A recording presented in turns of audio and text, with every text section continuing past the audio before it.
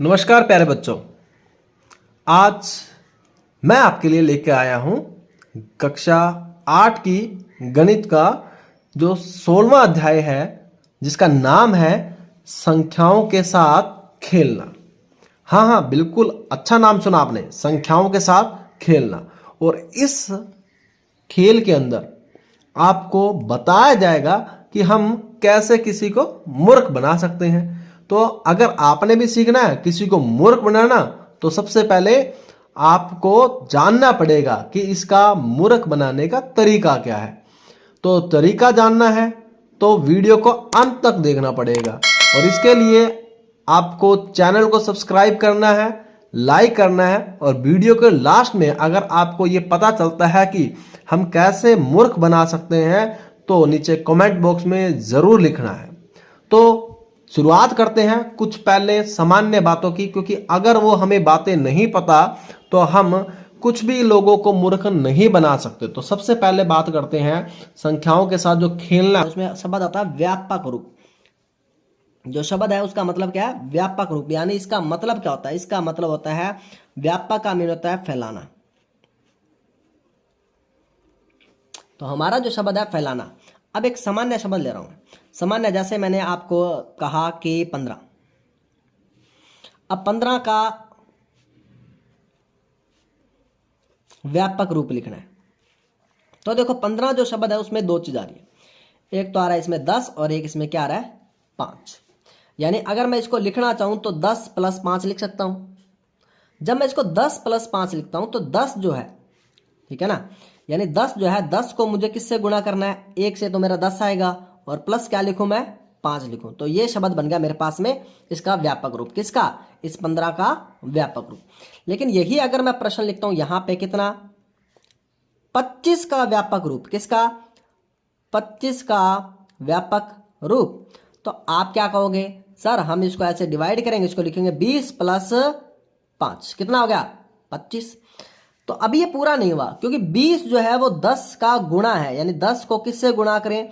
2 से गुणा करेंगे, और फिर हम 5 जोड़ेंगे तो हमारे पास जो व्यापक रूप बनेगा, तो 25 का व्यापक रूप क्या बना? 10 × 2 + 5। ये हमारा व्यापक रूप बना। किसका? इस 25 का। अभी एक प्रश्न आपके लिए है। आप मुझे 45 का व्यापक रूप जो है वो नीचे कमेंट बॉक्स में लिखकर बताएं। तो अगर मान लो 45 का व्यापक रूप आप लिख देते हो तो इसका मीन आपको समझ आई है? नहीं है? अगर लिखा आपने इसका मीन आपको समझ में नहीं आया। तो इसी को मैं आगे और समझा देता हूं। जैसे मान लो आपको किसी ने कहा कि सर 52 का व्यापक रूप लिखें। तो देखो 52 की बात करते हैं। 52 मुझे पता है कि 50 और 2 52 होते हैं। तो इसका मतलब मैं इसको 2 भागों में बांट दूं।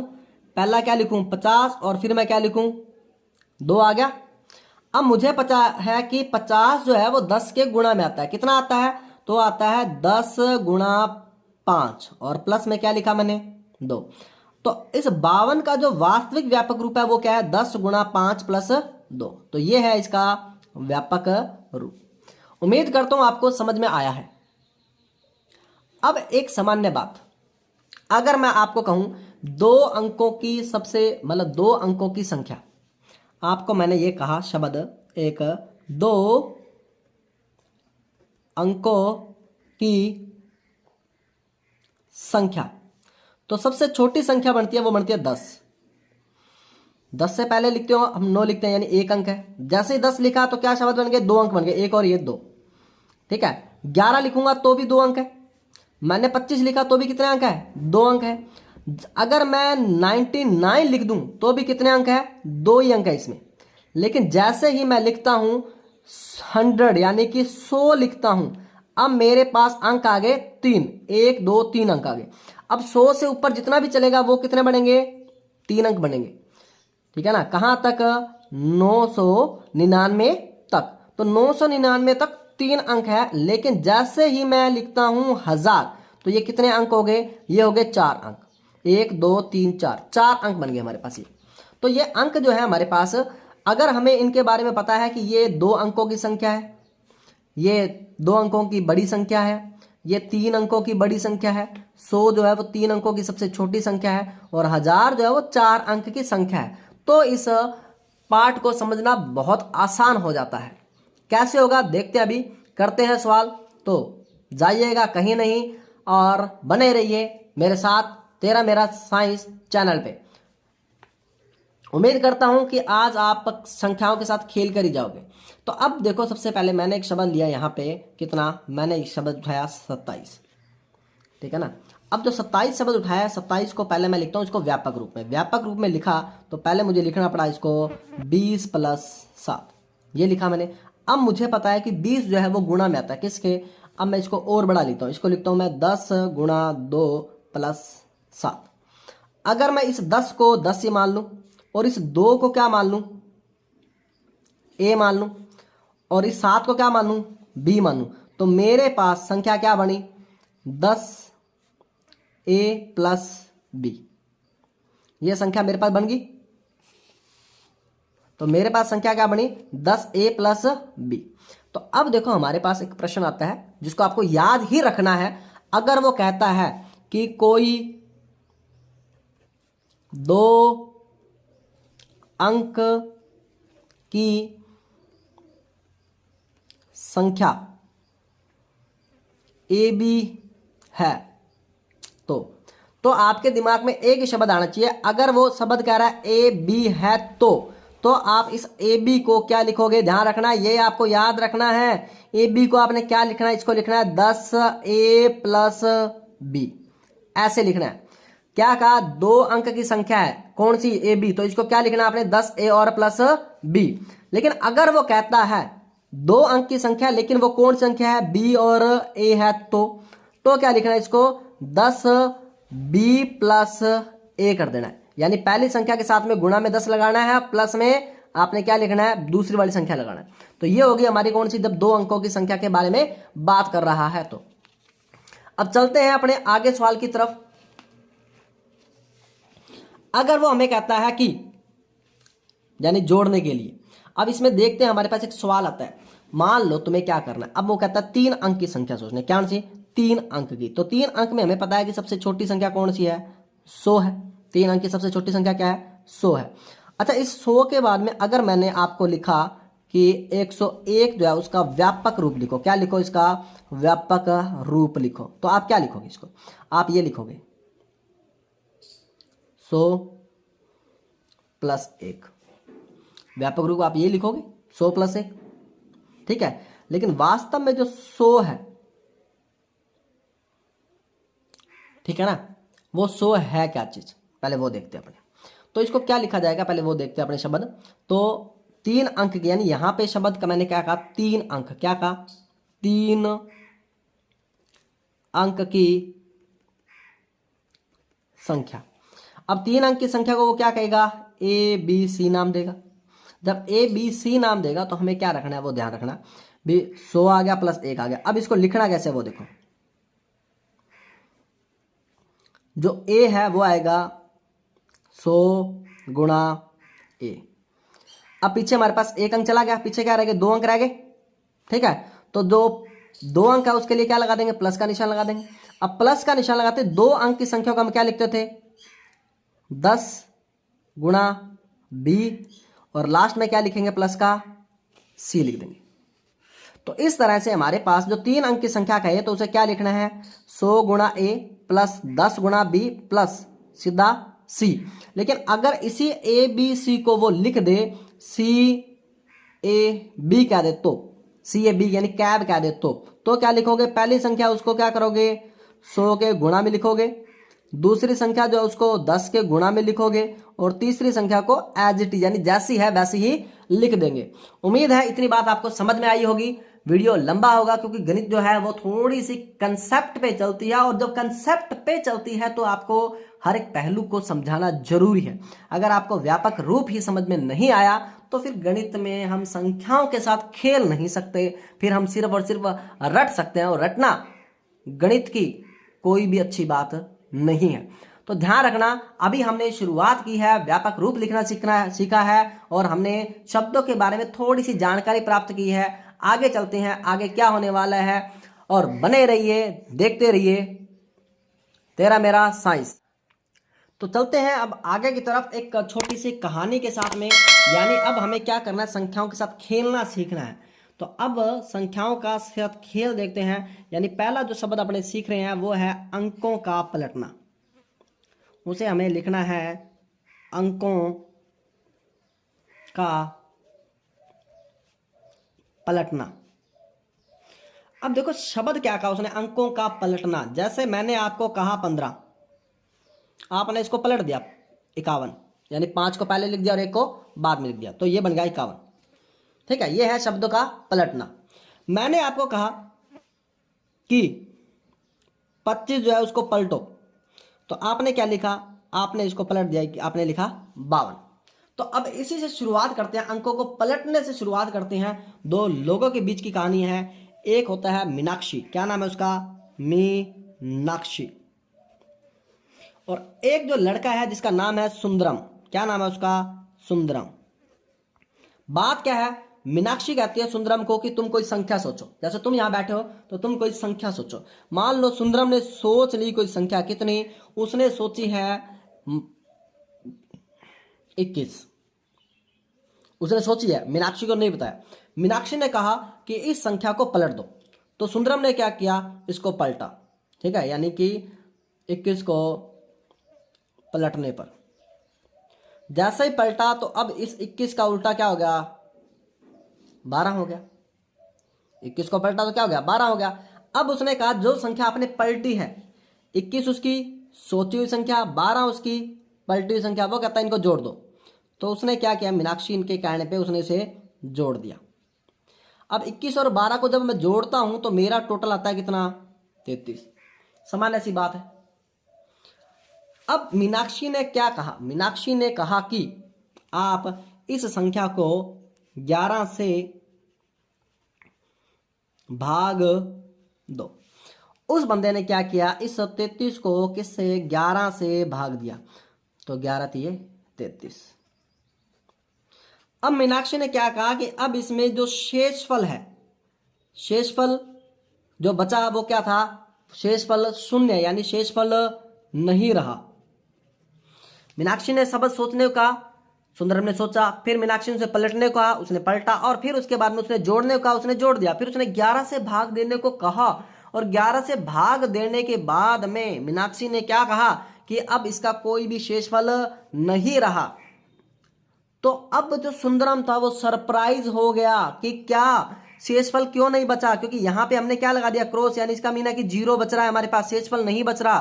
तो इसका मेन कारण क्या था, ऐसा क्यों हुआ, उसको जानने के लिए देखते हैं कि अब अगर मान लो कि हमारे पास दो संख्याएं हैं जिसका नाम क्या है, एक का नाम ए बी, इसको मैं पलटता हूं तो पलटने पे क्या लिखूंगा, उसको बी ए लिखूंगा।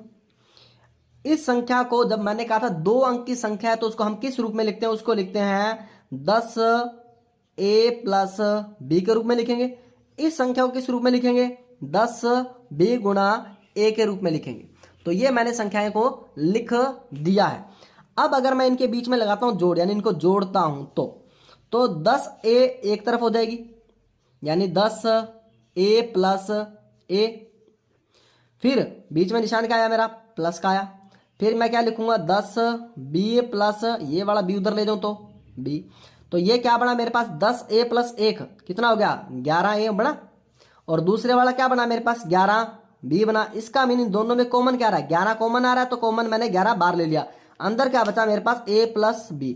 इसका मीन है कि अगर मैं किसी भी संख्या को पलटता हूं और उनको जोड़ता हूं तो वो सारी की सारी संख्याएं, ध्यान रखना, 11 से विभाजित होगी।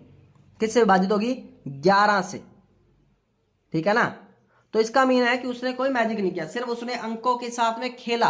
और जब उसने अंकों के साथ खेला तो ये बात सुंदरम नहीं सीख पाया, लेकिन हमने जान लिया कि जब संख्याओं को पलटा जाता है तो उनको जोड़ा जाता है तो उसका जो भी जोड़ आएगा वो हमेशा 11 से भाग जाएगा। अब ये बात सुंदरम नहीं समझ पा रहा, पर तुम समझ गए ना। तो चलो कोई अपने आप में एक संख्या सोचो। ठीक है, अब मैंने जो संख्या सोची है, मैंने सोची है संख्या कौन सी, 29। सिर्फ आपने ये बताना है कि इसका जो भागफल है यानी इसका जो उत्तर आएगा वो कितना आएगा। इसको पलट के और देखो क्या शेषफल बचता है, तो नीचे कमेंट बॉक्स में जरूर लिखें। अब इसी चीज को आपने करना है, क्या करना है, अगर वो सुंदरम जो था वो 17 सोचता तो क्या सोचता, 17। सुंदरम की जगह लक्ष्मी भी हो सकती है, हेमा भी हो सकती है, रावल सिंह भी हो सकता है, मईपाल भी हो सकता है, टीकम भी हो सकता था, तो कोई भी हो सकता था। तो हम देखते हैं अगर वो 17 सोचता तो क्या होता, तो 17 का उल्टा कर दो। 17 का उल्टा किया, मैंने 7 पहले लिखा, एक बाद में लिखा। 17 को इसमें जोड़ा तो देखो 7 को इसमें जोड़ा तो ये बन गया 8, तो ये मेरे पास कितना बन गया, 88 बन गया। अच्छा 88 बनने के बाद में जब मैंने फिर इसको पलटने के बाद जोड़ दिया, जोड़ने के बाद इसको 11 से भाग दिया तो 11 8 88, मेरे पास शेषफल क्या बचा, कुछ भी नहीं। इसका मीन है कि मीनाक्षी जो कह रही थी वो बात तो सही थी, ठीक है ना। तो इसका मीन मीनाक्षी सही है। तो ये बात अब दूसरी बात तो सुंदरम को समझ आ गई। उसने पूछा बता बता मुझे, अब आपने अगर वो 96 अगर वो 96 सोचता तो आप क्या करते, तो ये आपने दो प्रश्न 96 और 29 का जो उत्तर है वो आपने भागफल बताना है कमेंट बॉक्स में कितना आया। अब हम देखते हैं कि अगर वो घटाने के लिए कहता तो, यानी अब उसने बात को पलट दिया, किसने, मीनाक्षी ने। क्या बात पलटी, उसको देखने के लिए जुड़े रहें। और नेक्स्ट, अगर आप चैनल पे नए हैं तो सब्सक्राइब कीजिए और लाइक कीजिए और नीचे बेल आइकन का बटन दबा दीजिए, क्योंकि गणित का परीक्षा जो है वो महत्वपूर्ण परीक्षा मानी जाती है और इसमें एक एक सवाल जो है वो आपका बहुत ही कीमती है। और अगर सवाल नहीं आता तो आप लिख भी नहीं सकते। बाकी विषयों में लिखा जा सकता है लेकिन गणित में लिखना सबसे मुश्किल काम माना जाता है। इसलिए जुड़े रहें और देखते रहें तेरा मेरा साइंस क्लासेस। तो नेक्स्ट अगर इसका उल्टा देखते हैं, क्या देखते हैं, इसका उल्टा यानी कि घटाने वाली बात करते हैं। अब मीनाक्षी ने कहा कोई अंक सोचो, उस बंदे ने सोचा, कितना सोचा, मान लेते हैं उसने 25 सोचा। उसने कहा इसको पलट दो, इसको पलट दिया मैंने, पलटते ही क्या आ गया, 52 आ गया। अब उसने कहा कि एक बड़ी संख्या में से छोटी संख्या को घटा दो, तो बड़ी संख्या थी मेरे पास 52 और उसमें से छोटी संख्या को मैंने घटाया, कितना बना, 25 बना। तो देखो 12 में से 5 के कितने बचे, 7, और इधर 5 में से 2 गए, सॉरी 4 में से 2 के कितने बच गए, यहाँ पे 2। अब मेरे पास जो उत्तर आया वो कितना आया, 27। अब उसने क्या कहा कि इसको 9 से भाग देना पड़ेगा, यानी 9 से क्या देना, आपने भाग देना है। तो जब मैंने इस 27 को, किसको, इस 27 को 9 से भाग दिया तो मजेदार बात क्या थी कि इसका जो उत्तर था वो क्या हुआ, इसमें भी शेषफल नहीं आया। लेकिन जब वो जोड़ रही थी तो उसने 11 से भाग देने के लिए कहा, और जब वो घटा रही है तो उसने 9 से भाग देने के लिए क्यों कहा। तो चेक करते हैं कि ऐसा उसने क्यों कहा। तो देखते हैं दो अंकों की संख्या कौन सी थी, ए और बी थी। इसको पलटने पर क्या आएगा, बी और ए आएगा, सामान्य सी बात थी। इसको अगर व्यापक रूप में लिखूं, बड़ा करके लिखूं तो क्या लिखूंगा, 10a प्लस बी। इसको बड़ा करके लिखूंगा तो 10b प्लस ए, ये बात होगी। अब उसने क्या कहा, बड़ी में से छोटी को घटाना है। अपने पहली वाली संख्या को बड़ी मान लेते हो, दूसरी वाली को छोटी मान लेते हैं, तो हमने कर दिया।